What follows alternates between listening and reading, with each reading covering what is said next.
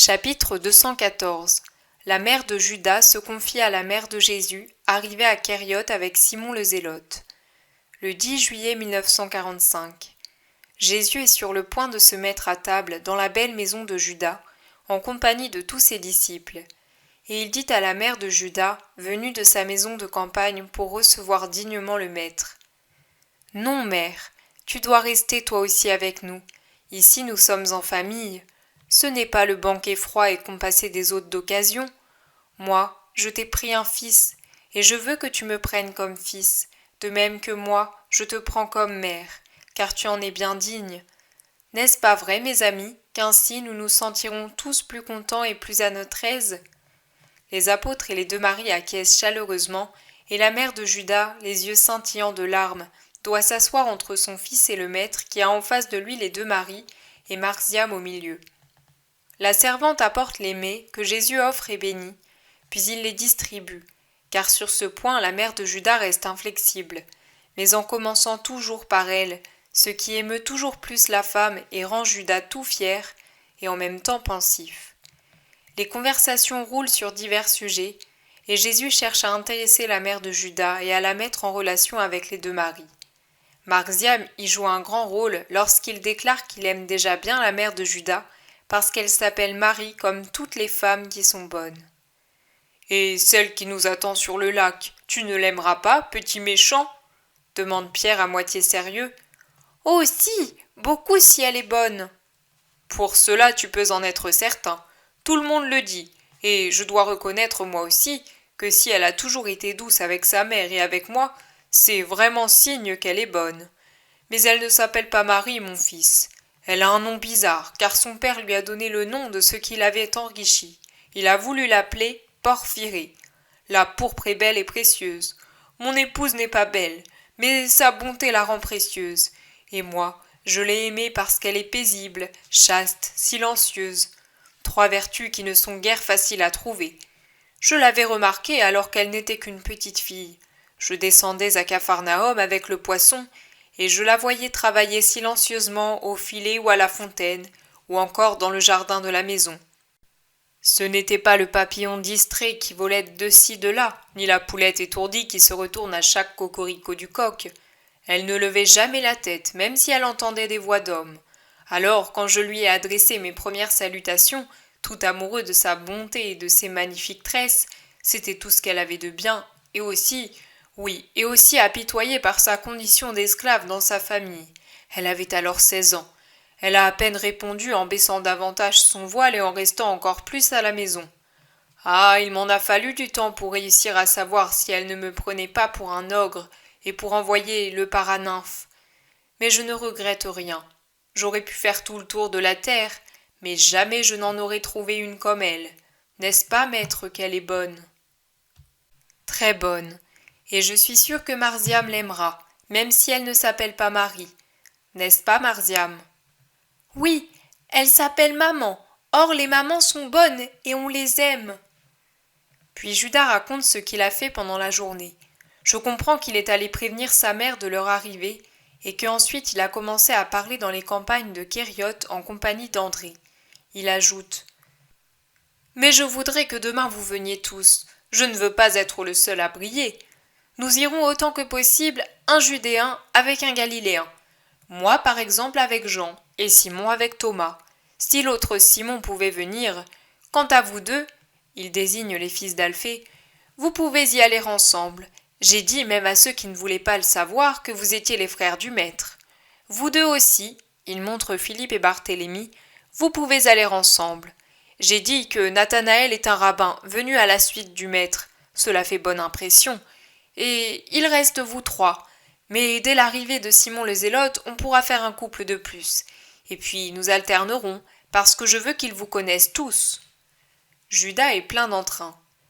J'ai parlé sur le décalogue, maître, en cherchant à mettre en lumière spécialement les points auxquels je sais que cette région est plus infidèle.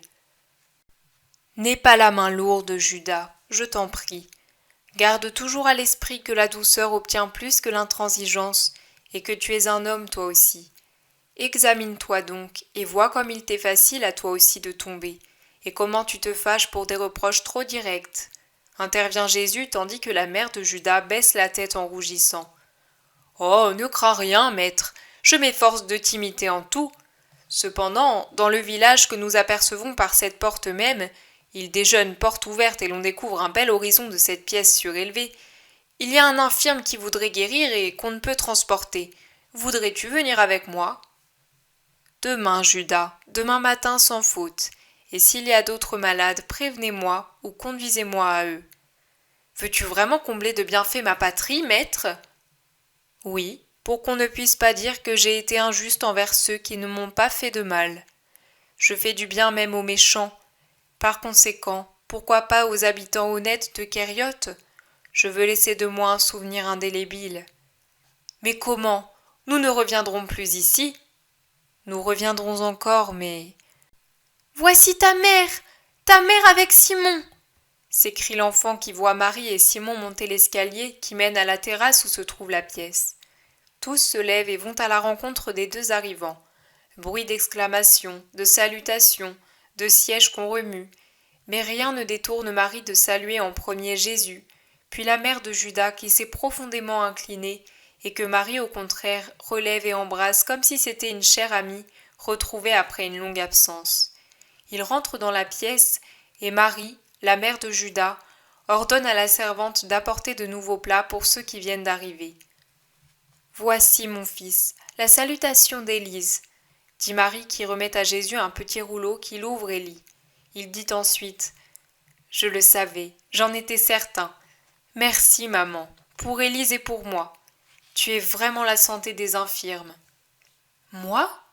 Toi, mon fils, pas moi? » Toi, et tu es ma plus grande aide.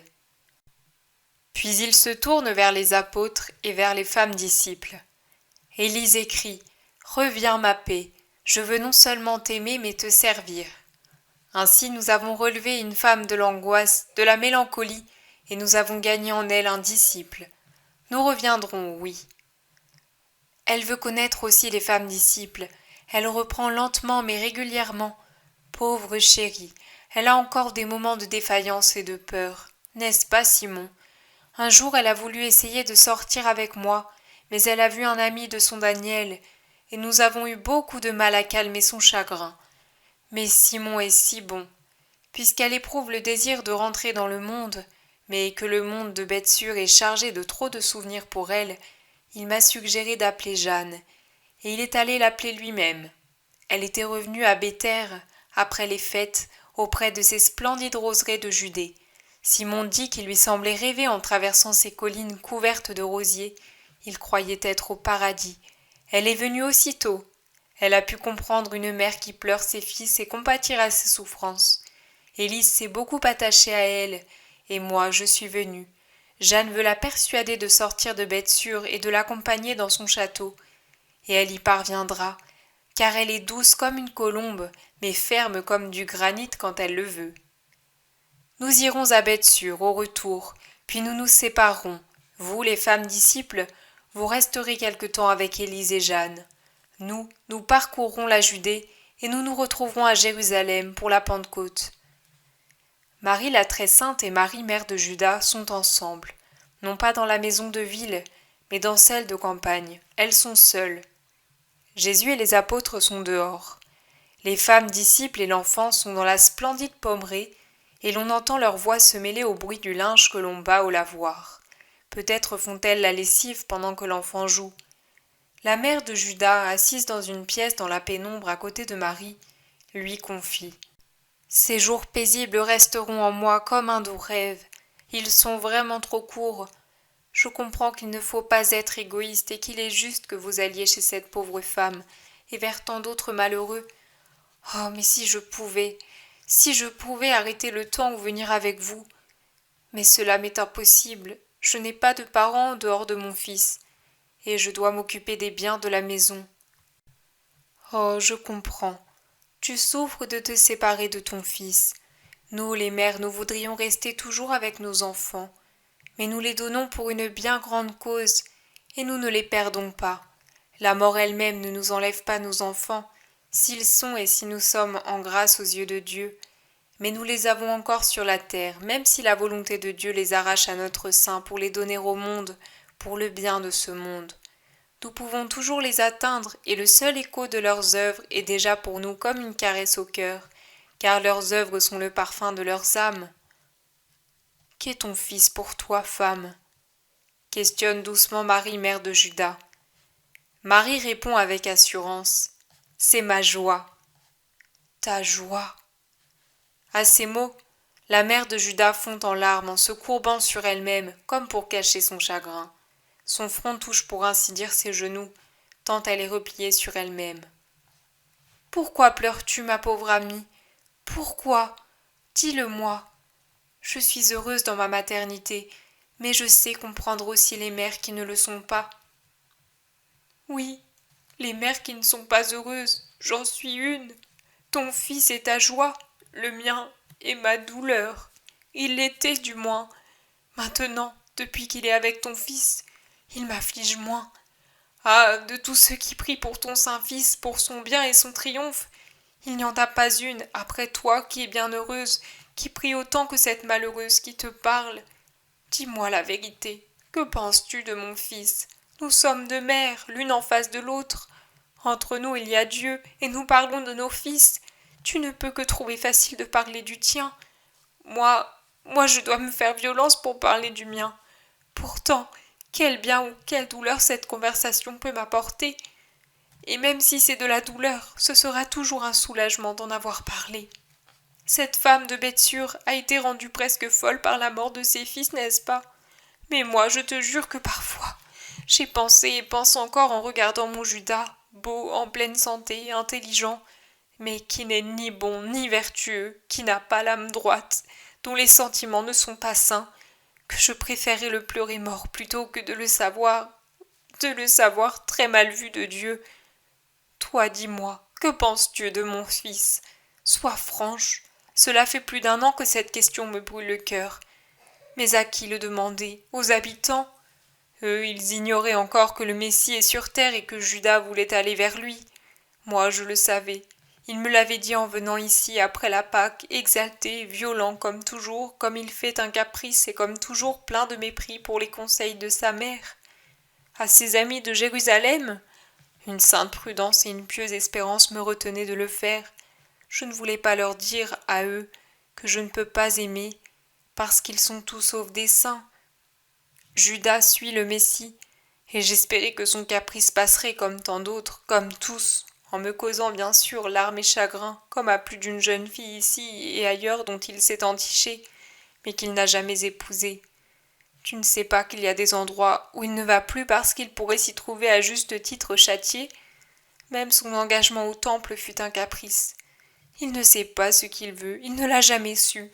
Son père, que Dieu lui pardonne, l'a pourri. Les deux hommes de la maison ne m'ont jamais écouté. Je n'ai eu qu'à pleurer et à réparer par des humiliations de toutes sortes. À la mort de Johanna, bien que personne ne l'ait dit, je sais, moi, qu'elle est morte de chagrin quand, après l'avoir attendue pendant toute sa jeunesse, elle a su par Judas qu'il ne voulait pas se marier, alors qu'il était notoire qu'à Jérusalem, il avait envoyé des amis pour demander sa fille à une femme riche qui possédait des comptoirs jusqu'à Chypre. J'ai dû beaucoup pleurer, beaucoup, à cause des reproches que me fit la mère de la jeune morte, comme si j'avais été complice de mon fils. Non, je ne le suis pas, mais je ne suis rien auprès de lui. L'an dernier, quand le maître est venu ici, je me suis rendu compte que lui, il avait compris, et je fus sur le point de parler. Mais il est douloureux pour une mère de devoir dire « Méfie-toi de mon fils, il est avide, il a le cœur dur, c'est un vicieux, un orgueilleux, un instable, et il l'est bien. Moi je prie pour que ton fils, lui qui fait tant de miracles, en fasse un pour mon Judas. Mais toi, dis-moi, que penses-tu de lui ?» Marie, qui est restée silencieuse avec une expression de douloureuse pitié devant ces lamentations maternelles auxquelles son âme droite ne peut apporter de démenti, dit doucement « Pauvre mère, qu'est-ce que je pense? Oui, ton fils n'a pas l'âme limpide de Jean, il n'est pas le doux André, il n'a pas la fermeté de Matthieu qui a voulu se convertir et qui l'a fait. C'est un instable, oui, c'est cela. Mais nous prierons beaucoup pour lui, toi et moi. Ne pleure pas. Peut-être que dans ton amour de mère qui voudrait pouvoir être fière de ton enfant, tu le vois pire qu'il n'est. Non, non, je vois juste, et j'ai tellement peur. La pièce est emplie des plaintes de la mère de Judas. Dans la pénombre, la blancheur du visage de Marie ressort. Elle est devenue plus pâle après ses aveux maternels qui avivent tous les soupçons de la mère du Seigneur. Mais elle se domine. Elle attire à elle la malheureuse mère et la caresse, alors que celle-ci, une fois rompue les digues qui la retenaient, raconte confusément, fiévreusement, toutes les duretés, les exigences, les violences de Judas, avant d'achever. Je rougis pour lui quand je me vois l'objet des attentions affectueuses de ton fils. Je ne le lui demande pas, mais je suis sûre qu'au-delà de la bonté qu'elles expriment, il agit ainsi pour signifier par ses actes à Judas. Souviens-toi que c'est ainsi qu'on doit traiter une mère. Maintenant, il me paraît être toute bonté. Ah, si c'était vrai, aide-moi, aide-moi par ta prière, toi qui es sainte, pour que mon fils ne soit pas indigne de la grande grâce que Dieu lui a accordée. S'il ne veut pas m'aimer, s'il ne veut pas m'être reconnaissant, à moi qui l'ai enfanté et élevé, cela n'est rien, mais qu'il sache aimer réellement Jésus, qu'il sache le servir avec fidélité et reconnaissance. Si cela ne devait pas être, alors que Dieu lui ôte la vie, je préfère la voir au tombeau. Je l'aurai enfin, car, depuis qu'il a été en âge de raisonner, il m'a bien peu appartenu. Mort plutôt que mauvais apôtre, puis-je faire cette prière, qu'en dis-tu? Prie le Seigneur d'agir pour le mieux. Ne pleure plus. J'ai vu des prostituées et des païens au pied de mon fils, et avec eux des publicains et des pécheurs. Tous étaient devenus des agneaux par sa grâce. Espère, Marie, espère. Les peines des mères sauvent les enfants, ne le sais-tu pas? Tout s'achève sur cette question pleine de pitié.